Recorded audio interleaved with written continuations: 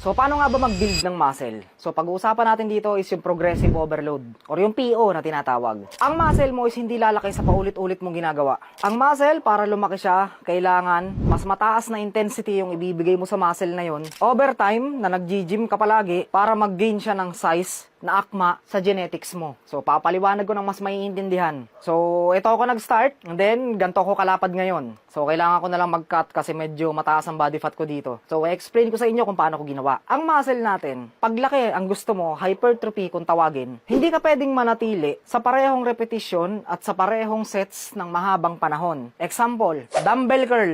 So, example lang, dumbbell curl. 1 set of 6 repetition. Kunwari, bagong pasok mo lang sa gym, baguhan ka pa lang. So, yun yung ginawa mo. And then, ginawa mo siya ng Monday, 1 set of 6 na 10 pounds. Isang taon mong gawin yun, hindi ka lalaki. Dahil ang muscle mo is hindi na-challenge. Wala siyang reason para lumaki or mag-adapt sa environment na hindi naman siya nahihirapan. Nagigets niyo yung punto ko. So, walang hypertrophy na mangyayari dahil walang mechanical tension at walang metabolic stress na nangyayari. Kahit pa sabihin mo, oo, natatarget mo yung protein mo araw-araw. Yung macros mo, nakaka-calorie surplus ka. Pero hindi nakaakma yung program mo sa gym ng ayos or hindi tama ang pag-perform mo ng progressive overload, hindi ka lalaki. Kahit hindi ka mag-gym, merong mga tao dyan na malaking katawan kung may genetics ka. Pero kung wala kang ganun genetics, kailangan mo sumunod sa law o progressive overload. Dahil napaka-crucial ng progressive overload kung gusto mong mag-build ng muscle at humulma. Although hindi mo naman talagang literal na mapapahulma yung muscle mo, syempre pag pinalaki mo muscle mo is, yun, make sense na yun, uuhulma ka kasi siksikan eh. Ang kailangan mo gawin is una,